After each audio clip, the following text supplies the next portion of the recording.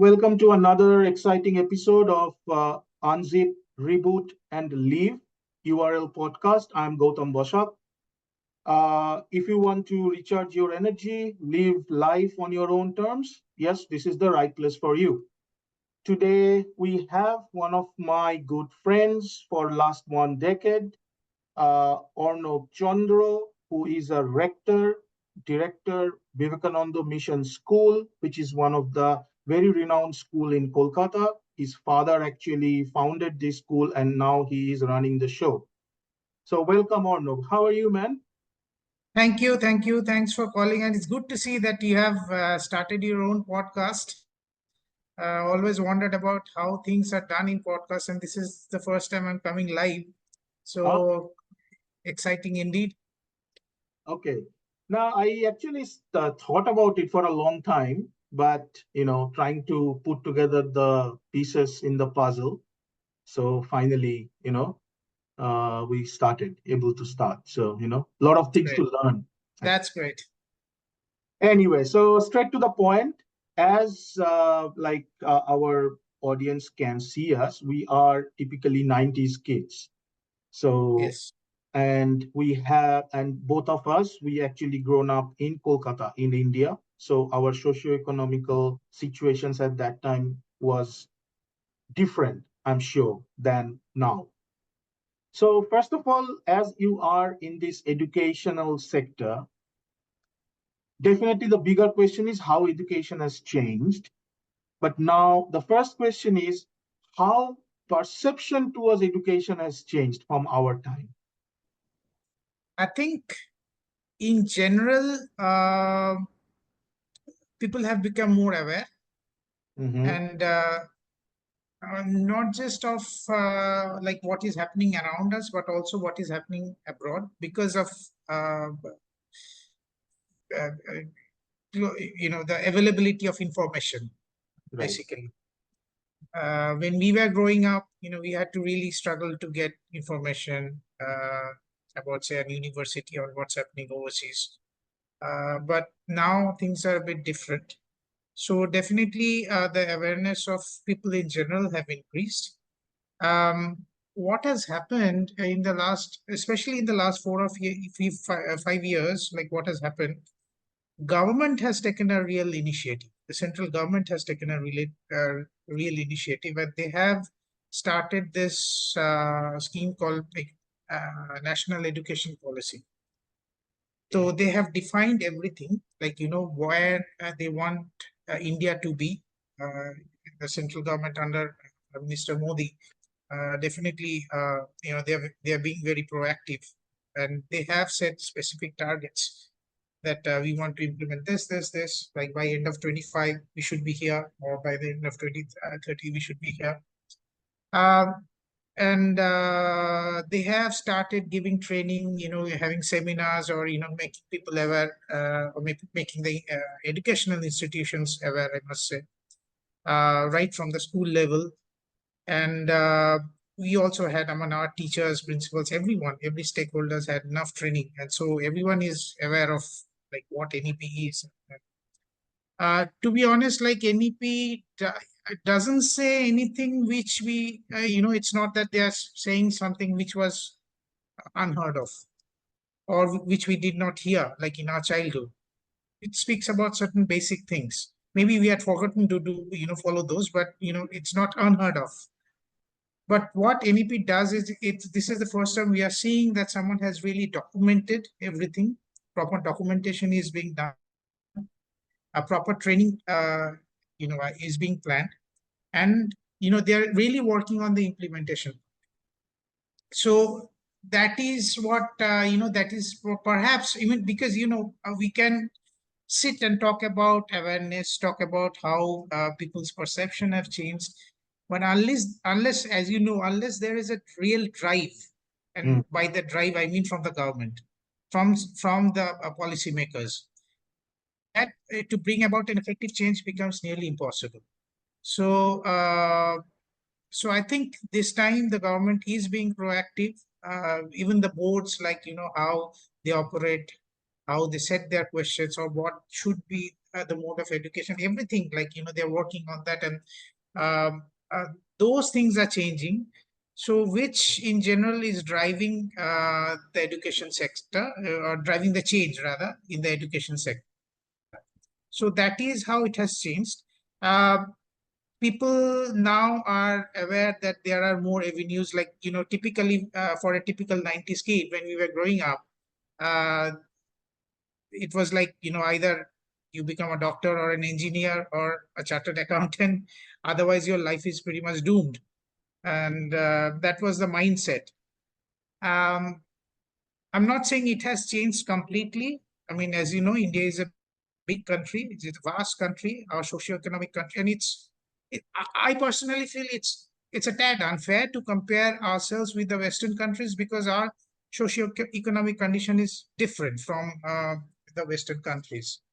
So, and because you have lived abroad for so many years, and and because we both come from the same background, and I have lived there for quite some time, so we could see the difference, and we could see, like, it's easy to say, like, why people cannot take up plumbing in India, but as you know, the social status of a plumber in Kolkata, or India for that matter, or how much really he's going to earn. So people, it's very easy to say, whereas we know what plumber looks like in say a place like Melbourne, and what he's capable of being, or what he's capable of earning. So um so socioeconomic socioeconomy wise, it's two different places, so it's a bit unfair to compare both. uh, uh, Having said that, what people have become aware, or people are now aware, is the fact that there are more avenues other than, like, this traditional career paths like medicine or engineering. So those avenues are opening up. Obviously, the economic condition is improving. India is now amongst the top five economies, and we are next 4 or 5 years. They're planning to. I mean, the aim is very high. We aim to become 10 or $15 trillion economy in the next 10 years or so. And so obviously it will become, after US and China, it will become the third largest economy. So understand, again, the per capita economy is different. I'm just uh, talking about overall growth. But still, it has an effect on the lifestyle, on the, the economy of the common man. So definitely, uh, people are now beginning to think, okay, fine, like, there are other non-traditional, avenues other than the traditional ones, or other than the what we thought are the safe way of securing a bright future or something like that. So there are ways people have become risk takers. I am very optimistic about the young generation. And what I see today in India, like, just to share a data, say, in 2014, that is the time when I was planning to come back. Eventually, as you know, we did on 2017. So in 2014, there were like few hundred startups in India, few hundreds, not even in thousands. Today, India is the third largest hub of startups, and the number has gone up to thousands, something, and counting. So that is the mindset. So I was watching an interview of Nandan Nilekani the other day, and whilst, look, there are two sides. Like, yes, you may say that the number of immigrants have gone up from India. That is true. That is one side of the story. But at the same time, like, 2014, you would go to a place like IIT, you would ask a topper or something like that, who's seeking a job, what do you want to become? And he would say that, in 10 years time, I'd like to see myself in top as a CEO or something. I'd like to move abroad. I'd like to do this MBA from Stanford or whatever, MIT, and then I'd become like, top boss of a Fortune 500 company or something like that. Now it has changed. Now many of them are saying, no, I want to I want to start something on my own. I want to start my own venture. So that's the shift in the mindset that we are seeing. So uh, which I think is very positive. Yes. And also, like Government of India, they're trying to invest in different other areas like sports, for example, to make sports a viable career. Right. Because see, at the end of the day, everything said and done, people should be able to realize that people should see their future, like a good that they have a secured future. No one wants to roam in uncertainty or venture into uncertainty in general. So they are trying their different methods and different they're trying to implement different policies so that people get benefits from getting into different areas. So that is the major change, one major change I find. The Right. difference in what it was in back in 90s and what it is right now. Right. Okay. Okay. So you actually said like a few different things. I'll touch upon like one by one after another. Okay. So one thing you said, government is spending, which is good. And I guess country like India or maybe any other country, there should be some capital investment from somewhere. So which is happening or whatever. Okay. Now, as you said, there is a proper documentation of what they want to achieve, a proper plan, and trying to implement it. Now, few things like this ethics, or let's say philosophy, or let's say law, or normal structured like a geography, history, science, around that, those those subjects which has kind of a soft skill input towards life. I'm sure these kind of things are also coming because I was reading somewhere that enhancing soft skills, uh, schools and what these organizations putting a lot of effort into it, and a lot of these speakers also coming and talking about it. So, is there any difference of implementation in the rural side versus city side? Number one, and number two, because you run like a private entity, for you think to implement things might be a bit easier than in a government sector where a school system is actually saying these things needs to be done. So is it easier for the private sector to get it done easily? Number one. And if it is done now, then what is your like a thinking that okay, in next 5 years it will be implemented in government sector? And number two is the rural side versus city side, the effect Okay. of it. Yes. I'll tell you something very interesting, right? I'll give you some Mm-hmm. interesting facts and figures, and I think I'll answer this question a bit indirectly, and I'll place some interesting facts and figures from where I think you should be able to find your answer. Mm-hmm. Uh, India is a very complex country, let me tell you. Yeah. It's like, it's 28 different states, 28 different cultures. And it's a place where, if you move, as we all know, if you move 100 kilometers, the food habit and the dialect change. So and your way of working also changes.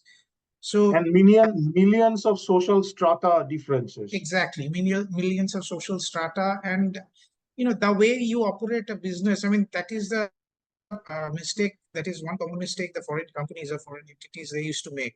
They used to assume that if it works in a particular way in Bengal, it should work the same way in Gujarat. Absolutely not, right? And that is why they used to fail. Now, why I'm saying this, why I'm bringing why I'm saying this, that India is very complex and all. Even this to answer, you have three or four questions to. So the answer is also kind of complex because I'll tell you what. Just a couple of days back, I was reading a report. Usually, what the normal perception we have is that, say, if we take the topic of foreign studies, like where maximum students come from, who are more aware, who are more aspirational, want who want to travel abroad for higher studies. So the general perception still was that mostly it would be from private schools, mostly it would be from the ICSE or CBSE. That was the general perception. Surprisingly, 57% what they have found in this survey, that 50%, 57% of the people who want to go abroad, study abroad, and are quite aware of what is happening in the courses and all, are from government schools, and surprisingly, many are from rural areas. Having said that, definitely, if I'm talking about in general terms, definitely implementing something in a place like in a metro like Kolkata is much easier compared to us, say, even a place like Haldia, where we have a branch. It's just 3.5 kilometers away from Kolkata, but chalk and cheese completely. People, the way they think, the economic condition, everything. So definitely, answering one of your questions, definitely rural areas, a lot of work has to be done. Implementing certain things are much easier than Kolkata, but it's not that they are not aware. It's not that they are completely in dark. Like, there are people who are, there is an aspirational class even there who wants to, do well for their family, do well economically. So that awareness, that percentage of population is also there. One difference that we found, in some ways, it's easier to implement some of these policies in.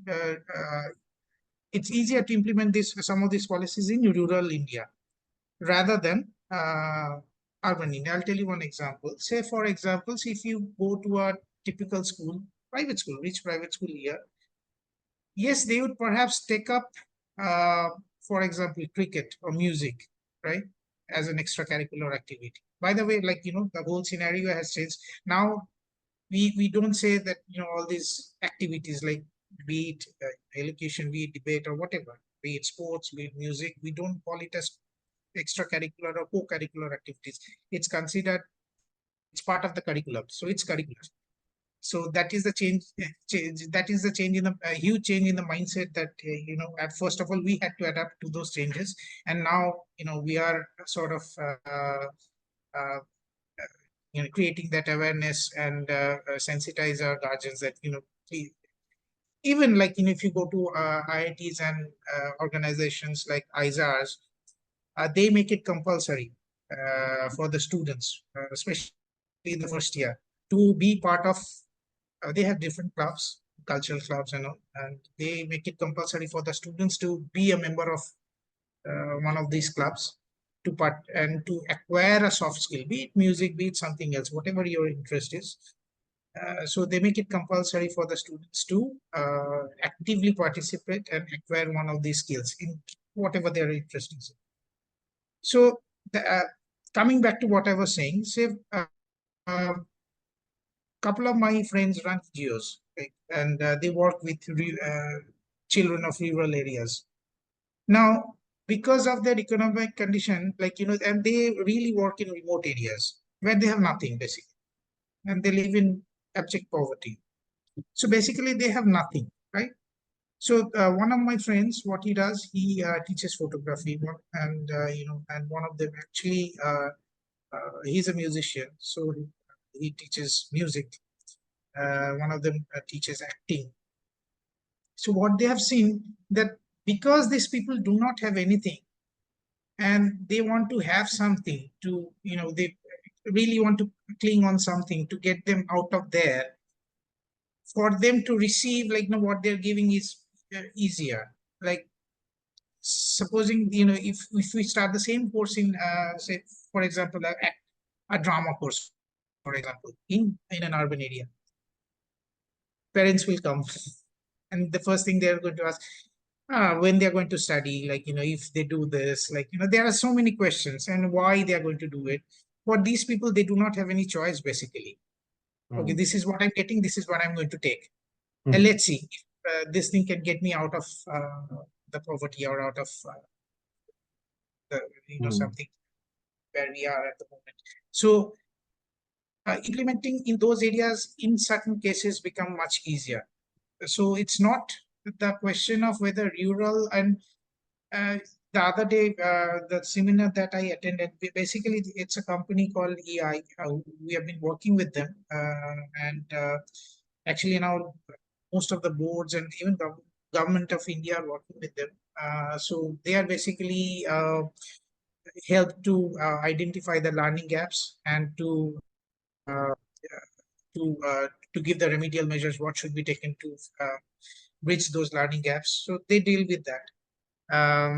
They actually frame the PISA style of questions, and it's more based on concepts rather than learning. So those kind of thing. So even they were saying that So they were this is a government entity or a private entity private. working? That is a private entity, Okay. but they work with different government organizations as well, and government of India and private Okay. organizations like us. I'm coming to their part again. I'll come back to that later. Yeah. But the thing is, like what they were saying, they were also giving examples where they have taken examples from of schools from the rural areas where they had seen when they had when initially when they went there was a huge learning gap, and after the implementation of or making the recommend changes which these people have recommended, how that their performance have improved. And so it's really about the mindset, I guess. Yes, economy or socioeconomic factor does play a role, but at the end of the day, I always believe it's about the mindset, like Hmm. how much you're willing to adapt, and Right. so So definitely the mindset is changing. That's very apparent what you are saying. Also, another thing which come to me kind of an information, and globally also this is an issue. Education is becoming more and more expensive. Is it definitely becoming expensive in India also? Now, in government schools also, because we like I was a like I studied in government schools, and during that time we had to have like a private tuitions outside the school system, because our school system was not that expensive, so our parents could afford that. But now some schools are getting so expensive, or probably for that they don't need that extra help, whatever. But overall, and because all these extracurricular activities not are extra, they are within the curriculum, co-curricular. They co-curriculum. So yes, they're curricular. yeah, so overall uh, are these, can you hear me? Yes, Okay. yeah, now it's back again. So all these, so education is becoming very expensive, or it's getting more Sorry, and you're more breaking up expensive. again. Yeah. So is education becoming more and more expensive? Yes, in a way, yes, definitely. It has become more like all other prices. The prices of education have also gone up. There is Right. no denying the fact. And see, as far as tuition is concerned, it's still very much it's there. It's very much there. Uh, as I'm saying, the mindset is changing, but it's not that the society of a sudden overnight has evolved into something totally different than what it was back in 90s. No, I So, mean, like I can say very like openly that in Australia also, only Indians and like Sri Lankans and Bangladeshis, they are basically go mad that kids need extra help. So they are going for private tuitions. All these other, I mean, Chinese to some extent, but all these other countries, they don't really care. hmm, So, and in Silicon Valley also, I heard that it's like a typical rat race like India, because a lot of Indians are absolutely. there. They made their society like that. So it's again come down to perception. So Hmm. so it is getting more and more expensive. Now, See, so it is getting more and more expensive. I'll tell you what, I mean, it's a chain reaction. First of all, yes, people have to get rid of that rat race mentality, first of all. right, And, and why people gets into this rat race is because, as we know, you know, again, I'll come back to our seminar which I attended, or the panel discussion that I participated Saturday. There, the main topic of discussion was assessments, right? How we assess. Now, historically, if you look at it, like the way we have assessed our kids is very much based on rote learning and set. There is a set. This is how the questions will be set. This is what you are supposed to solve. It's didn't focus so much on the learning. It's very much result, and everything was very much result oriented. It still is. Like if you get 98%, you are going to get into this so and so colleges. Otherwise, and it happened in overseas as well. Now those things are changing. Right now, even the NEP is talking about, like, you should be really focusing, or you should be really assessing the learning. So you should be really assessing whether concept wise the child is sound. So a huge change is coming in the assessment area. For example, here now what we have, it's there in I mean, these people have studied different education systems like Finnish systems and Finland education, and which is supposed to be the best in the world. And then US, UK, Australia, even Singapore, China.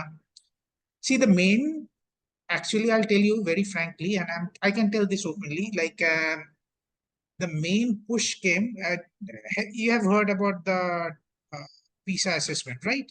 Which happens, I don't know much about it, but I know the term. Yes. Can you explain a little bit on that? Yes, PISA is like a test which the countries participate. Like, the students of various countries participate, and they mostly test on the STEM, like the science subjects, engineering, mathematics, and then a score is given. And that, again, that is very much what ASSET is doing, basically. That gives you a score of, like, like how much you have scored in terms of with regards to your conceptual understanding. What is the gap? Where is the gap? Whether there is any gap between the private and like public education. All those, there are various factors. Okay. And based on that, they actually rank the countries. So and it happens every year. India participated in only one of this PISA back in 2009, right? And after that, they didn't dare to actually. And 73 countries participated, right, in 2009. Guess India's rank, what it was? One. Yeah. Number one. Yes, I think so. Okay. Okay. India's rank was 72 out of 73. Oh, okay. This is on the conceptual level, right? No, not yes. India's rank. Then it's like, yeah, bottom. Yeah. Yeah. So only Kyrgyzstan was behind us. Okay. Only a small country like Kyrgyzstan was behind us. And so after that, they did not participate. They were supposed to participate in 2021, but because of COVID reasons or whatever, they have backed out. They had backed out, and they still haven't participated. So that is a root shock they got. And and they and not only shock, like someone has to understand and tell the policymaker that, man, this is not right. You cannot compete in the global level with this. Exactly. So, I mean, they can always say we have got so many CEOs in America, but even those are exceptions, I must say. Yes, so I mean, now they give all the examples. Obviously, there are certain things which we have done right. Otherwise, because at the end of the day, these people are product of our system. So there are certain things which we do right. Don't get me wrong. But in general, if you are talking about, then definitely there's a huge learning gap. There's a huge difference between, as you are saying, as you have rightly pointed out, there's a difference between the rural scenario and the urban scenario. There's a difference between private schools and public schools. Why is it that people have to rely so much on private private tuition? So there are several areas which, I mean, we knew it was there, but sometimes, as I say, you need something extra or something external to point out, yes, you have these deficiencies. Probably PISA was the kick that they needed. Mm-hmm. And that is where government now has, especially after 2014, they have really started all these policies and implementation bit, and so Right. that is the background. Right. So because we are talking about education and perception pretty much. Okay. Another favorite thing I like to ask, because I personally work around that, which is toxic parenting, you know. And the reason I ask you is few of my friends, some of them they are in US. Okay. They came out from a renowned engineering colleges. They are working there for 15 years. And now their kids are about to get into year 10, year 11, year 12 into uni, and they are saying that, and they are in US for last 15 years, and some of them are in Melbourne for last 15, 20 years, that if he or he will do this, then they get medicine into that college. I mean, forget India. These people are 15, 20 years in abroad. They are educated, and in Bengali society is like it's more. It's many, many times more. So again, I'm surprised to say that you are saying this in public. The podcast is going live. yeah, I mean that's the perception. That is what is happening now, and still happening. So when you are talking about only those degrees and all, and now you are saying there is a like a conceptual lacking we have,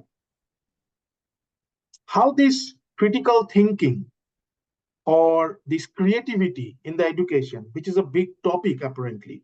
Now, in Indian context, the moment we like, at least I talked about creativity, some of them said it's painting, some of them said it's like singing a song, and some of them said it's dancing. No, creativity has a very different connotation. It's a Yes, very broad yes, subject. yes.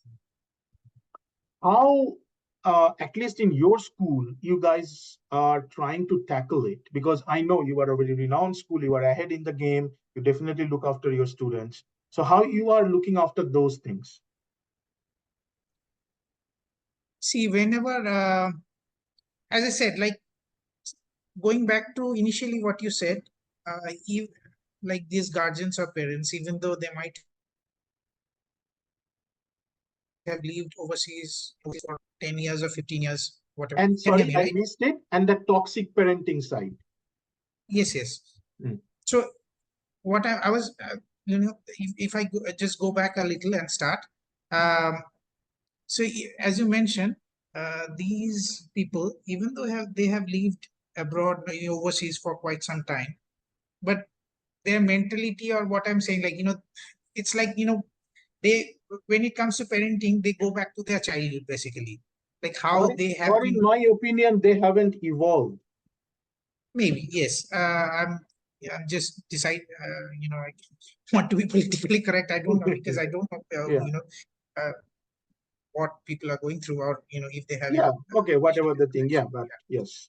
Anyway, the point is, now.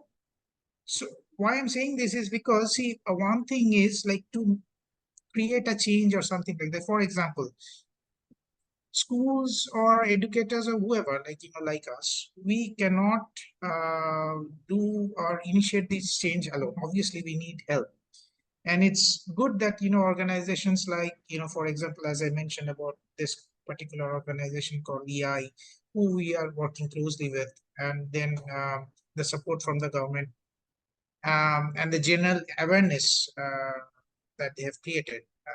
That's what I mean. So we need all this help. um, when it comes to how we are dealing with in our school, uh, first and foremost, who's going to drive the change? The teachers, obviously, right? One practical problem I'm going to share is that, say, when this is funny, like, when we do a, say, teachers workshop or something like that, and we talk about this high order thinking questions, concept based questions, and how you should be assessing and all that stuff. one very pertinent question, and the teachers ask, they actually ask, they said, sir, everything is fine. We understand we have to do this. But can you please tell us how to frame these high order thinking questions? Because see, you have to understand this, these teachers are also the product of this rote learning system. So suddenly you are asking them, whatever you have learned, you forget it, you have to do it in a, it's very easy to say learn, unlearn, relearn. Unlearn part is fine. How do you relearn? You need scaffolding, you need hand holding. So first step is obviously to spend a lot of resources, lot of time in training of the teachers. Uh, that is the first step. Then, it comes to counseling the parents, counseling the students, like what is about to happen. This is not what the world, as we imagine to be. And 10 years down the line, no one will even remember that, how many percentage you have got, or whether you have come, whether you have secured any rank in any exams.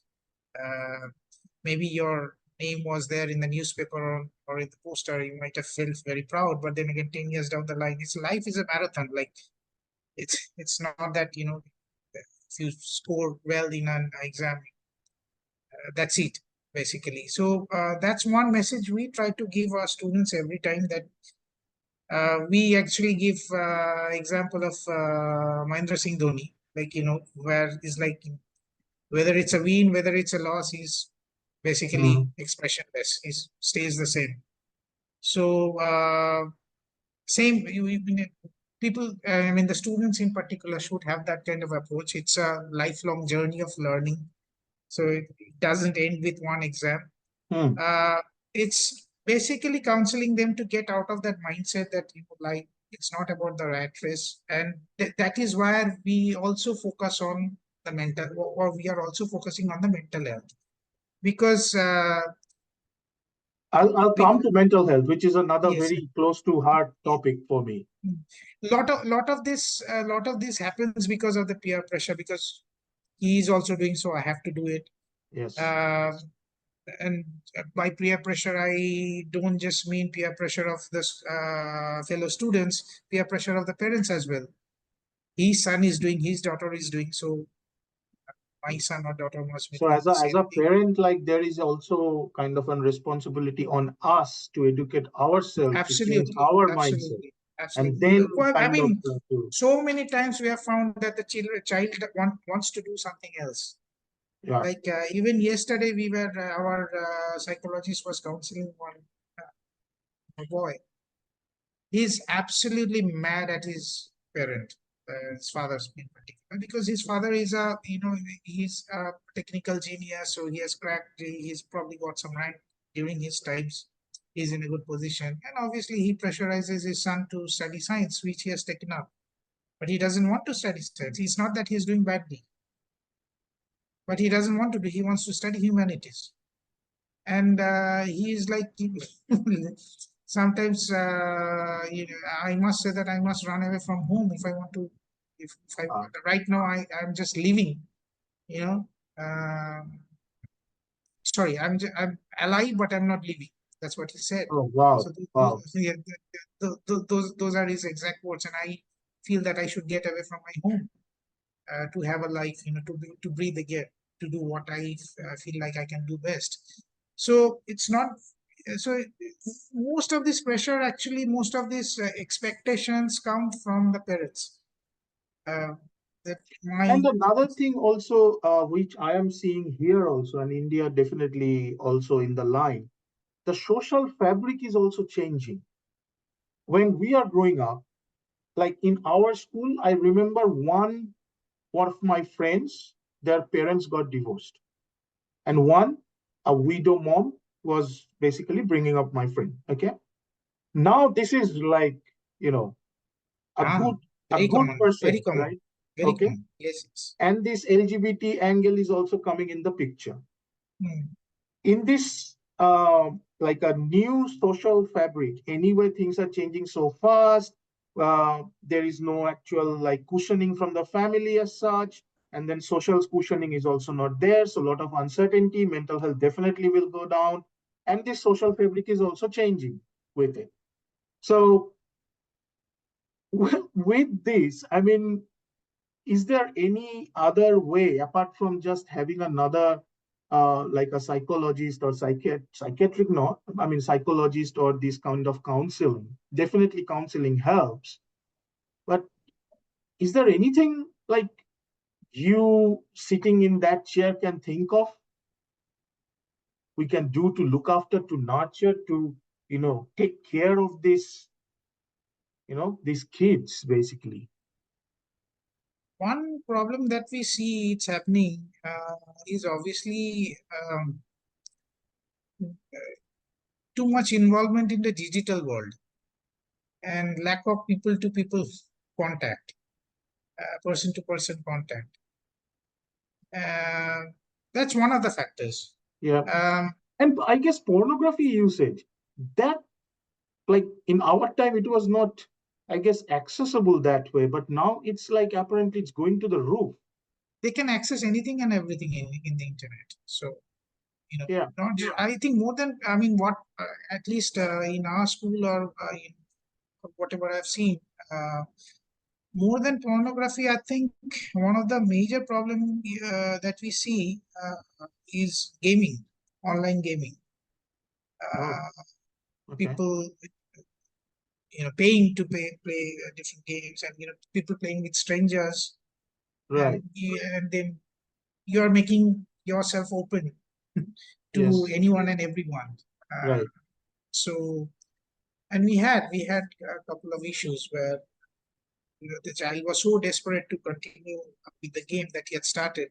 He started stealing. So these kind of problems are not uncommon these days.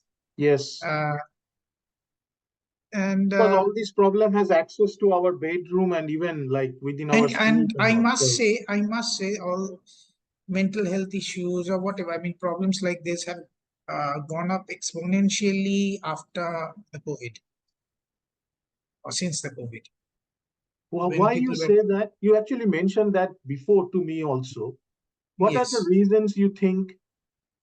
because Okay, people one were reason I confined. can think of is during that time, that aloofness or the social distancing or not Mm, that human touch, that thing kind of ingrained into many people. So they are not yes, getting comfortable enough to like within people. Number one of yes, those. yes. What are the others? Probably, I mean, that is the major reason, like, lack of contact with people, and Like being in your forgetting own that, there shell. can be a bond or something like that, between two persons. And also in general also, like as you mentioned, the fabric of the social fabric has also changed. And I remember, like, as we know, Chundril Bhattacharya, he's a very good speaker and he speaks in Bengali. So I Yeah. was listening to one of his talks. Even everything has a positive and negative side, right? So when I'm saying that, I like the young generation because they are very aspirational and aspirational, and for them, there are no limits. All that is fine. But the negative aspect, what I feel is, see, previously when we were growing up, especially in a middle class Bengali family, uh, hardly, I mean, at least the school, I mean, VMS was not VMS back then. And so even we, all of us had a similar background, like my friends and I. So hardly any of us or any of the families had a car, right? And even if you had a car, like, that family would be like, okay, I have a car, as if they have some kind of guilt feeling to Mhm. sort of show off. Now it's just the opposite.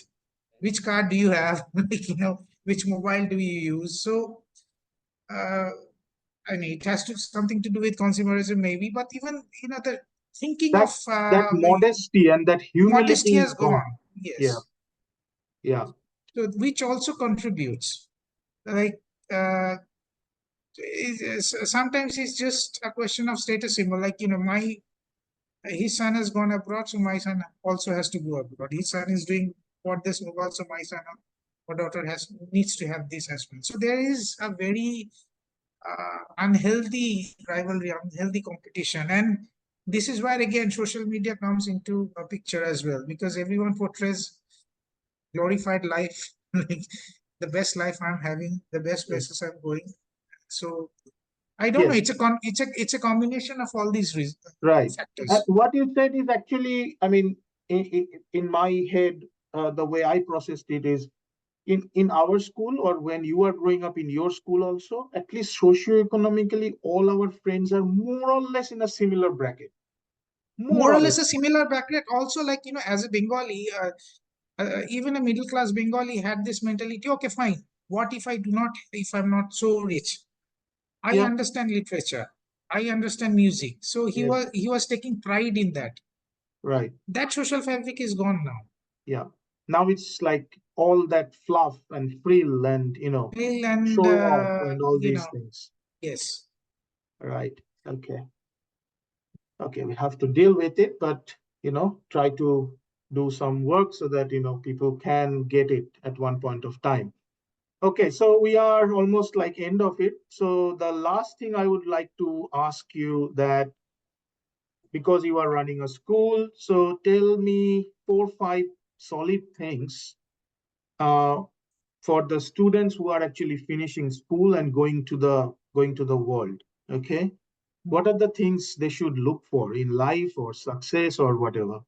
4, 5 things. What you think? To me, what we normally tell our students is, see, for me, the key is adaptability. Mm-hmm. So it's focus on how to learn rather than what to learn. Yeah. Uh, because when we were growing up, if you think of 90s, YouTube was non-existent, and today, being a YouTube is can be a lucrative career. Like so many people are venturing into it. So my point is, 65% of the jobs which these current generation will be employed in, or will venture into after, say, let's say after 10 or 15 years, does not exist at this point of time.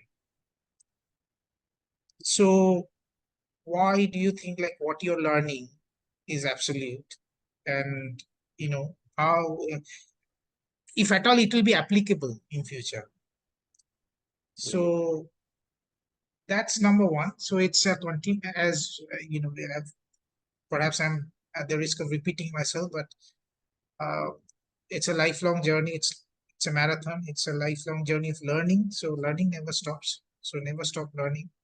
Follow your heart. That Yeah. is what we tell the students and parents as well. Like, let them do whatever they feel like. And the other thing that what is more important is, when I gave Dhoni's example, what I meant was, develop that resilience Yeah. to deal with failure. That Mm-hmm. is very important, because what we find that the current generation really lacks how to deal with failure, lacks the skill to deal with failure. They get upset very easily, uh, perhaps because I don't know, maybe they are getting things easily now in their childhood. Uh, that may be one of the, be it information, be it like in materialistic things which their parents are happy to provide them as a compensation of not being able to spend enough time with them. Uh, so because they're getting so many things easily, that skill to acquire, achieve that, acquire, fight and get something, that is slowly diminishing. So resilience is very important. How you deal with your failure, and basically, if you have to develop a sense of detachment somehow. If it Mm. happens, it happens. If it doesn't happen, I mean, there's still life. So Let go. yes, Okay. So adaptability, resilience, and ability to let go. absolutely. Detachment is very important. Right. So, and then basically just love what you love to do, you know. And on Exactly. that, like just a couple of things I would like to mention, as you said, like the resilience. Because of this socially of this politically correct thing and changes of social fabric, these days teachers don't treat the way we used to get treated, or even like parents at home, little bit of smack here and there, it's hardly exist. Oh no, corporal punishment is a big no-no. Like we Yeah, cannot touch any student. exactly. So, and like it's not about like the assessment or whatever is also, it's more not like that regimented anymore. It's getting lucid, like liquid and liquidified more. Before it's like you have to get these marks, then only you are passed. Now it's kind of getting more softer or whatever, maybe for the good. What I see in Melbourne within our kids, if they are not in serious sports, until year 10, year 9, year 10, apart from romantic failure, there is no as such failure in their life. And failure, I'm talking about when you give a piece of your life into something and then didn't happen. And then you have to kind of stand up on it. Apart from romantic failure, I don't see they get as such, a taste of failure, Yes, absolutely. which is creating this lot of like resilience problem. Absolutely. Absolutely. One thing, So, see, one thing people should realize, I mean, students and parents and anyone for that matter, is that there are two aspects of it. Like, one, whether I'm good at something, I may be good at something, but whether I really want to do something. mm, Now, if you don't want to do something, that is fine. Then, all these factors like, social, economic lessons and all, sorry, social, emotional lessons and all that can come into picture. But if you really want to do something, if you really want to achieve something, it cannot be soft. You ask someone like Roger Federer, he'll tell you that talent is also doing the same boring things day after day. Talent is also, you know, going through that grind uh, every day, day after day. or what Talent is Dhoni also says, love the process, not the result. exactly. Talent is also realizing that pain Yeah, and understanding, facing that pain, and because it's painful. So you cannot be soft on that. So yeah, right. Okay, so on that, so don't be soft, be resilient, be adaptive, and go yeah, out. some people. Why I said that, because some people sort of misconstrue that, and they think that being resilient. Do you mean that we cannot be socially or emotionally vulnerable, or it's we have to be strong? It's not that, but Yeah, yeah, yeah. You have to keep your chin high and take it on your face and all. All right. So on that, nice talking to you, Arnav. thank And you. Durga It's a Puja is different coming. experience for me. It's a different experience for me also. I'm also learning many things. Though personally, I don't like this online thing. I prefer more face-to-face Yes, kind of a absolutely. discussion, but it has its limitations. So, but yeah, this online opportunity at least, give us opportunity to talk to many people I know and love to talk to them. So thank you. Thank you for being Thank with you. us. Thanks for the invitation. Okay, thank you.